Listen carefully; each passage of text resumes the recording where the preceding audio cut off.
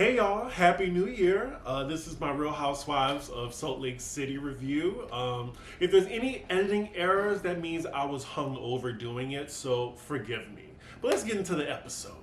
So we actually start the episode off with Mary in a weird scene because I could have sworn she reprimanded her son earlier in the season about buying a girl a Prada bag. So she's on FaceTime with that awkward son of hers and she's just telling him, I'm looking at my account, you bought this girl a Prada bag? So yeah, when I saw this scene, I was like, wait a minute. Are they just giving us extra footage because Mary isn't hardly in this season? I mean, at least she's in this episode because last episode she was hardly in it. But moving on. So we're going to what the other wives are doing. And first we see Whitney, she's on a date with her husband. And I just gotta say, like, you definitely can tell that she puts it down on him in the bedroom. This man always has a smile on his face when he's around her. And I think they've been married for a long time. And I think it's safe to say that out of all the marriages on this particular franchise, theirs is not in trouble. So next we see Miss Jen Shah. She's taking care of one of her sons. Now the older one, who I think is like 24, 25, woo, can we see more of him instead of Brooks? Please, because I think I speak for everybody. We want to see what I forgot his name. I think it's, let me see. His name is Sharif Jr. Can we see more of Sharif Jr. than Brooks and, you know, his privileged life and his fashion line of athleisure? Yeah, more Sharif, please. So we're with Heather now, and y'all know I love me some Heather. She's expanding her beauty bar business into another location. It looks really big. Good for her, because I know she has like all this money already, but it's good that she's like adding some purpose in her life by doing something that she really likes. Because y'all know, like, for some women, just spending their husband's money is just fine for them. And just a side note, y'all do notice how Heather just be saying, oh yeah, my husband, we had limitless money. She stayed with that little low-key flex in her confessional. So next scene, we're with Meredith, and she's at her store. She's talking to her son on FaceTime, saying that, oh yeah, I'm going with Jen on this little ski trip that all the couples are doing, and your father's going. Now, how did her husband catch the ski trip, but he missed his son's fashion show? I don't know, that's weird. Anywho, we get a little flashback of Jen looking like just so extra. And I'm just wondering, why is this assistant feeding her? Like, literally putting the food in her mouth with his fingers. That was so weird. And speaking of her estranged husband, he comes walking in her store while she's on the phone with her son. And the son from the FaceTime tells him, thanks for missing my show. And that's the first thing he tells his dad when he sees him. And I'm just like, you little spoiled and grateful bitch. You can clearly see how white people discipline their children and how they come up, and how black people discipline their children and how they come up. Now, judging from what Meredith is saying in her confessional, it seems like the reason why her husband didn't show up to the fashion show is because of her. And her husband politely tells his son that, I'm sorry I missed your show. I can't guarantee that it won't happen again, but I will try to make the next one. And that was so much better than I would have put it. Their interaction is very strange. Maybe he's just not used to being on the cameras, but just the way they're talking to each other, it just feels so stiff and distant. Like he's saying, I've realized I've had my head down so much while we're together, but I want to make it work. Like, is he Bruce Wayne? Like, why is he talking like this? So what I'm getting from this conversation is her husband is telling her that he really wants to do the work if she meets him halfway and he's ready. And it seemed like she's accepting, reluctantly. I don't know. Like, I still think she got a man on the side like Jen said. But she said, well, I'm so happy that, you know, he's come to this place with me, so maybe we could get on track. Now, spoiler alert. Recently in the headlines, we see that they really got back together. So we already know how this ends. And at the end of the day, they've been together for like, what, 20 plus years? I mean, girl, just stay with him. You might as well. Ooh, child, this is like some bad acting, but hopefully this is real because That interaction, this kiss that they just shared, it just looks cringe. So next we're with Lisa and her husband. They're having a dinner date. Already, like just from my server experience, she looks like she's a nightmare to be waited on. She sits down just like, oh yeah, because of the business that we're in, like, I can sit wherever I want, there's always room for me. I don't need to make reservations. Okay, girl, okay, we get it. You're somebody, or you think you're somebody. So she's talking to her husband, and she doesn't even know who's watching her kids right now. Yeah, she's a real mother of the year. So then she's just bragging to her husband about, oh yeah, I'm just getting all these messages about Sundance and how do you do it? How do you do it? Now her husband hears this and says, yeah, I don't know how you do it either, and we need to stop putting on more and more work. Like, he looks tired. Like, I'm guessing he's doing more of the brunt work and she's more so just like, get up and go, I want to do more stuff.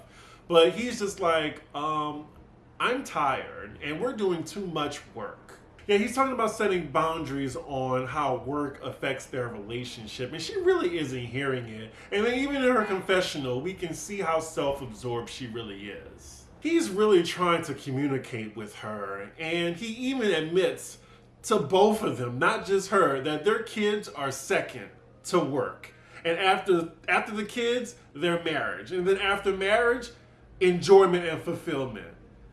Wow, my kids are second. They're going to look at this and, oof, I'm telling you, they're raising sociopaths. I'm telling you.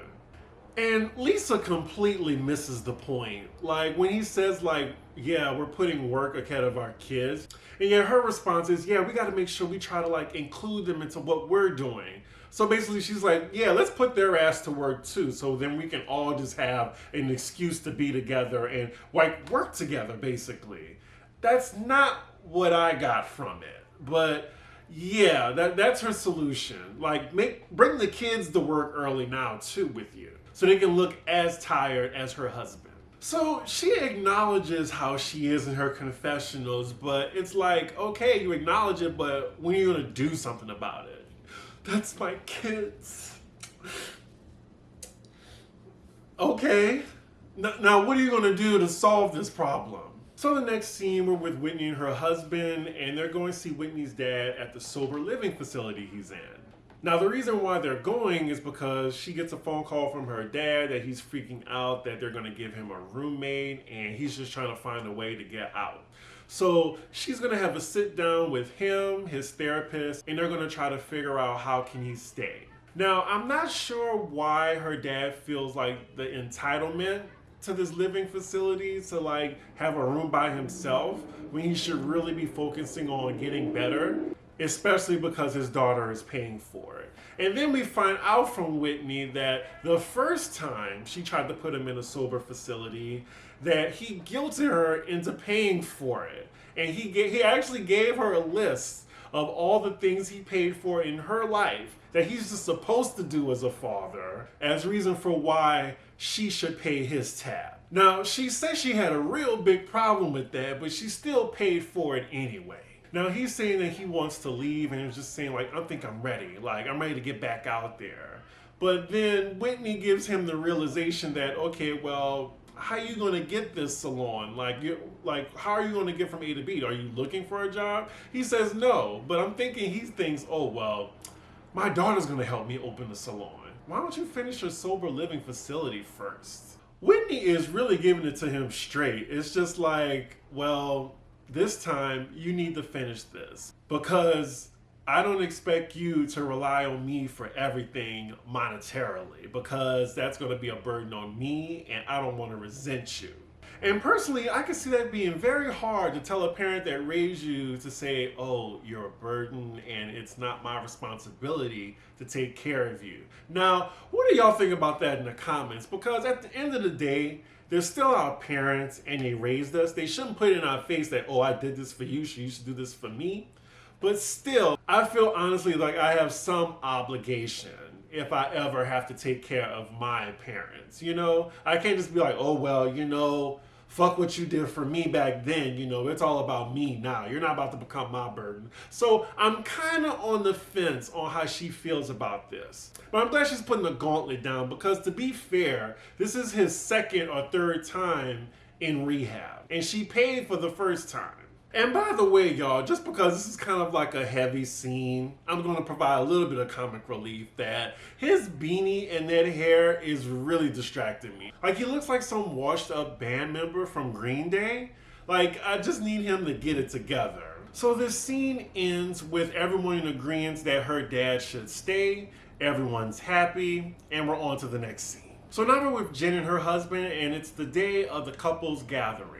And for future reference, I will be calling her husband Coach Shaw. We have Meredith and her husband joining them, and already Jen is really confused. Like, just like how I said earlier, oh, he made this trip, but he missed his son's fashion show? Yeah, weird. And Jen feels like she's just trying to portray an image. Because we know we have those couples that just try to save face in front of people when they're really imploding. So now Whitney joins her husband, Lisa joins her husband, then Heather's by herself. Where's Mary? I'm guessing because this is Jen's event, of course Mary isn't invited, but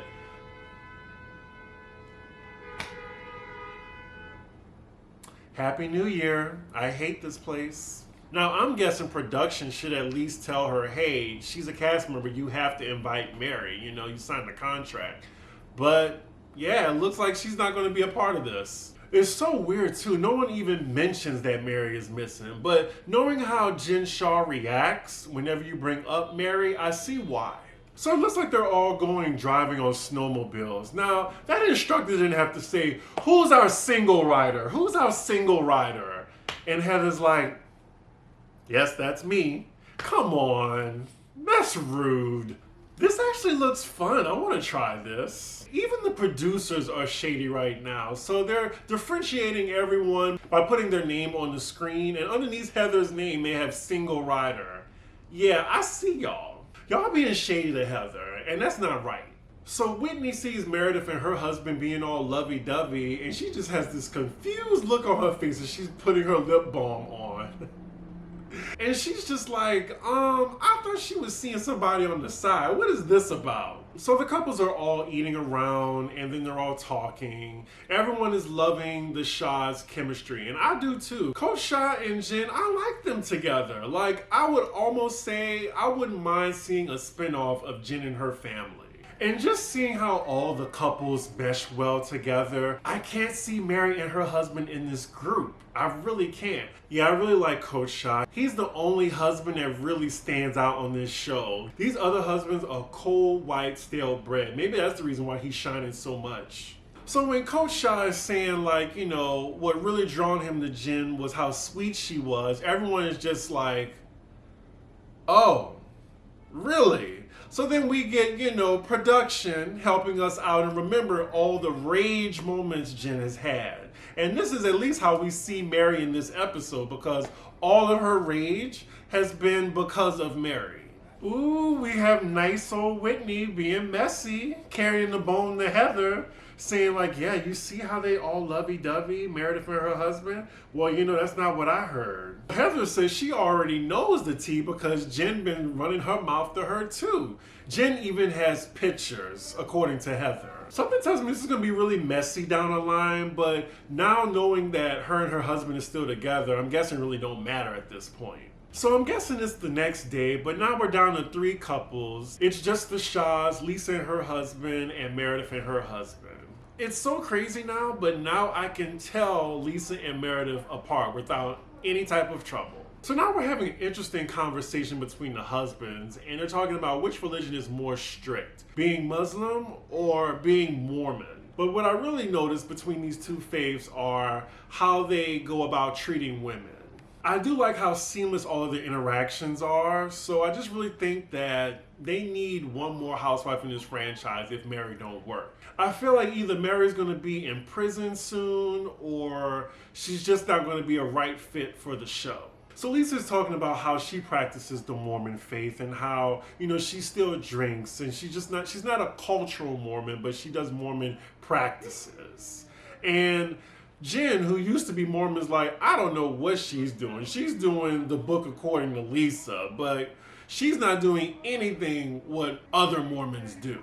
We got Mormons at the table, Jewish people at the table, and Muslims at the table.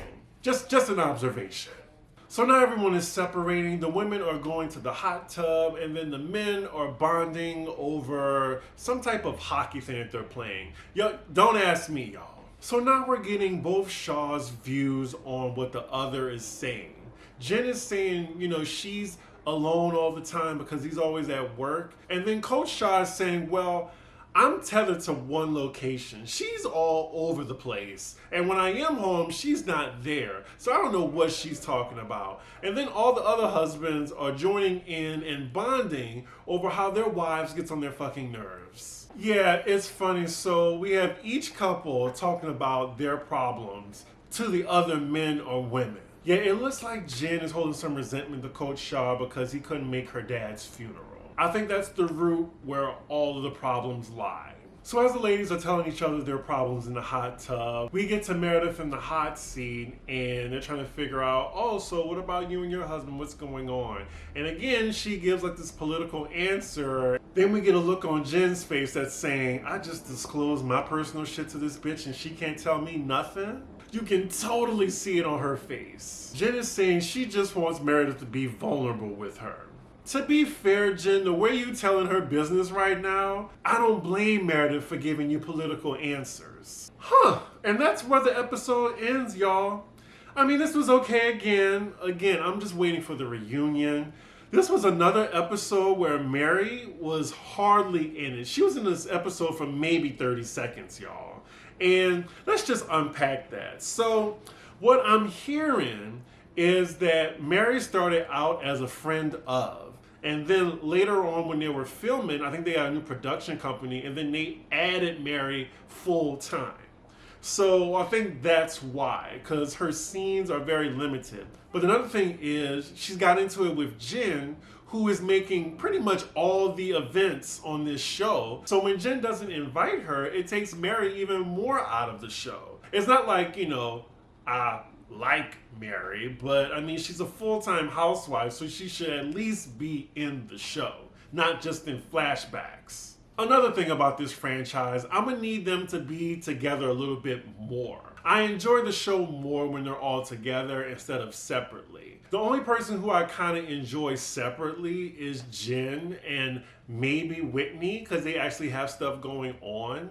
Jen is just bonkers, and Whitney, she's just likable. Next week looks fun. It looks like they confront Jen on why she's not inviting Meredith to anything. So yeah, I'm guessing we have 2 more episodes in the reunion. Happy New Year again, y'all. Don't forget to like, comment, and subscribe. And also, look at my description and you'll see my t-shirt link with TeePublic, where you can see any of the shirts that I want on my channel or any other designs for a really low price. Anywho, I will see y'all this week for a live that I'm doing this weekend, either Saturday or Sunday. Anywho, I will see y'all later. Bye.